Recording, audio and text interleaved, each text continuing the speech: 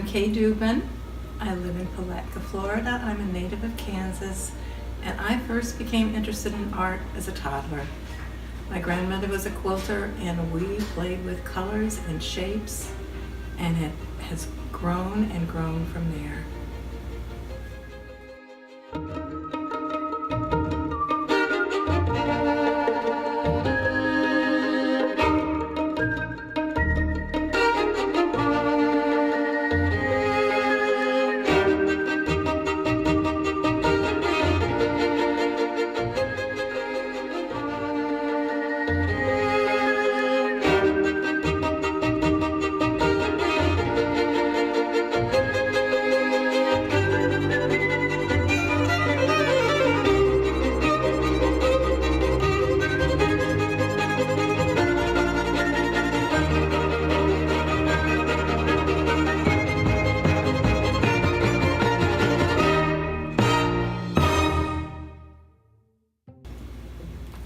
I started out as a self-taught artist. I, of course, attended art classes when I was in college and high school, but I never focused on trying to get a degree until I quit my job 10 years from when I graduated with a BA in English. I ended up being in the fashion industry and got just burnt out by travel. I dropped out and went to art school, and I loved it. I discovered something during a drawing class. It was a figure drawing class, and something shifted one afternoon. There was something that absolutely I felt in my brain. Something clicked. It opened up another dimension. All of a sudden, I went from drawing very small, tight, tiny things, worried about being perfect, and I could suddenly cover the entire page. And that was one of my aha moments. And I've moved on. I've worked in silkscreen and tried jewelry making, enjoyed painting, but that is the trigger moment. And that happened during the figure drawing class. Since the mid-70s, I took a class. It was after work. I was learning from a man who was a commercial artist, but he had retired, and he was teaching classical oil painting. And I am so grateful to him to this day, because that's something I never learned in art school. Art school, we were learning how to create, how to be inventive.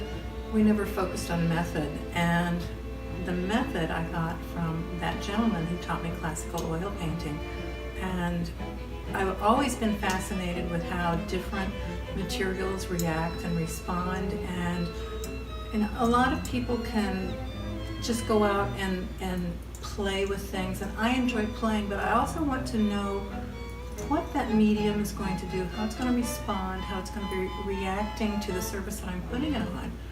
And some of that I can get from experimentation. Some of it I need to learn about from other people who've also tried it, and maybe marry those two methods together. And it's always fun to experiment. I prefer different media at different times. Sometimes when I'm looking at source material from photographs that I've taken on different field trips, I go out traveling on country roads and take pictures of cows and horses and have fun doing that. And I take pictures of people walking their dogs, and I go home and I look at those things, and I think, well, gee, this would be a really nice painting, or that would be a wonderful pastel, and I want to try this particular method or this particular material with that. Or I've got a canvas that I'm just like, I need to put something on this. I don't know which one to do, and I'll look through my inventory of photographs that I've taken, and I go, that's it. That one's going to be the oil painting, or that one's going to be done in acrylic, or this one's going to be a perfect pastel. And I switch back and forth, and I'll get tired of working with one, I'll put that away, and I'll go work on something else. And lately I've been playing with different surfaces, with the pastels, different types of papers, different methods of application, and I'm just having a lot of fun with this. And my goal is to make the people who see my art happy also. I paint as I feel. I don't particularly follow a storyline or a theme, but somehow it sort of clumps together as a theme when I get ready to put it together, because I'm always interested by the same types of materials and the same types of subject matter. I love painting cows and horses and dogs. Once in a while there's a little something else that slips in there. I do some portraits.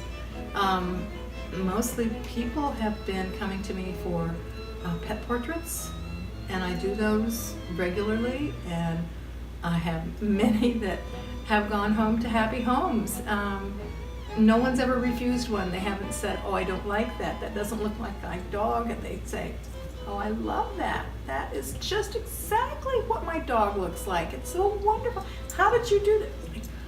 I look to see what love is in the heart and the spirit of the animal before I look to see what form it is. And somehow, instead of applying paint on a surface, I feel like I'm pulling the animal off the page, and it works for me. The Arabian dust bath, that was a product of going to the Ocala Horse Farm tour with the Appleton Museum, and it was my first time to go on one of the Appleton bus tours around the area, and I had so much fun. We went around to several different horse farms, and I took pictures of lots of different horses. And this one particular horse, it was a thoroughbred mare, was in the field, and she had just turned over, flipped over on her back, and sat back down and was just sort of resting there. And I took her picture, and she was just so beautiful that I painted her in acrylic on clay board. And it just, for some reason, the way the paint's laid down, it's like there is just this inner glow that came about in that piece. And do I know how it turned out that way? I don't know. It was perfect. Everything about that. The day was perfect, the horse shape and size was perfect, and the painting turned out perfect. And I still have more pieces I want to do from that experience, but they were just so beautiful.